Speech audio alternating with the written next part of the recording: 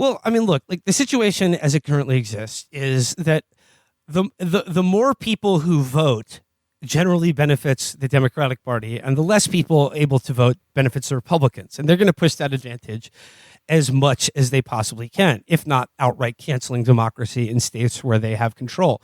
So I suppose, dear listener, you're thinking to yourself, look, this is horrible. Even in our sham democracy, like just certain things, this is a bridge too far. I would like, you'd still like to have your vote count even in a fake election. So there's got to be someone on the Democratic side who has made voting their number one issue, and voting rights their number one issue, and they have an organization set up to counteract the disenfranchisement of voters in a state like Georgia. Let's check in on what the Democratic side is doing to preserve democracy. Stacey Abrams' campaign chair collected millions in legal fees from voting rights organization. Fair Fight Action, the nonprofit founded by Abrams, paid her close friend and allies law firm $9.4 million in 2019 and 2020, with 2 more years of billing yet to be disclosed. It's consulting all the way down in the Democratic Party. Well, this is a new one. Usually you just pay the consultant. I've not seen it done through a law firm. I like Abrams's whole thing, which was like that demographics were going in like, and voting was going in like one direction in Georgia over the last 8 years. And for her to just be like, yeah, I did that. I always thought that was awesome. And it worked in the sense that enough people were like, yeah, she did that.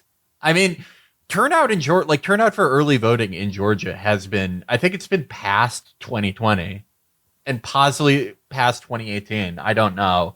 But I still don't think she's going to win. But she'll be able to be like, hey, look, I did that. I built this whole NGO around it. The voting rights organization founded by Stacey Abrams spent more than $25 million over 2 years on legal fees, mostly on a single case, with the largest amount going to the self-described boutique law firm of the candidate's campaign chairwoman. Allegra Lawrence Hardy, Abrams' close friend who chaired her gubernatorial campaign both in 2018 and her current bid to unseat Georgia Governor Brian Kemp, is one of 2 parties named in Lawrence and Bundy, a small firm with fewer than 24 attorneys. The firm received $9.4 million from Abrams' group Fair Fight Action in 2019 and 2020, the last years for which federal tax filings are available. Fair Fight Action has maintained that the suit, which ended last month when a federal judge ruled against the group on all 3 remaining claims, served an important role in drawing attention to voting inequities. But some outside the group question both the level of expenditures devoted to a single, largely unsuccessful legal action and the fact that such a large payout went to the firm of Abrams' close friend and campaign chair. Those concerns were heightened by the fact that Abrams' national campaign against voter suppression galvanized the Democratic Party, many of whose top donors helped fill its coffers. Well, that's the way the world turns.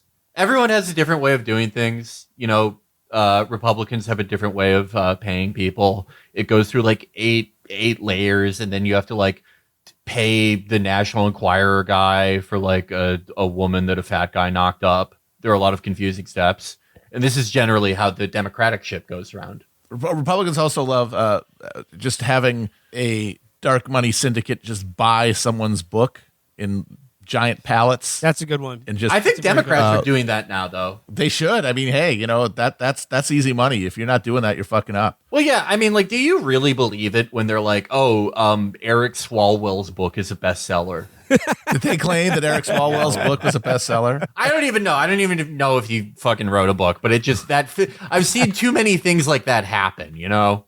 Ooh, Chelsea Clinton's Choose Your Own Mystery book actually sold 20 million copies. Don't forget on the Republican side that a certain level payment is always meted out in sports memorabilia or racehorses.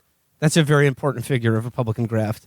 But yeah, like, so the Stacey Abrams people are saying that this is a hit piece against her. I mean, like, she's down by 10 points in the governor's race at this point. Oh no, we need to stop Stacey Abrams. Like, she's doing a great job of that herself. She's a walking L. I would be shocked if she won. No, she's not going to win. I mean, so somebody should be fucking, I don't know, challenging the disenfranchisement of voters on a massive scale.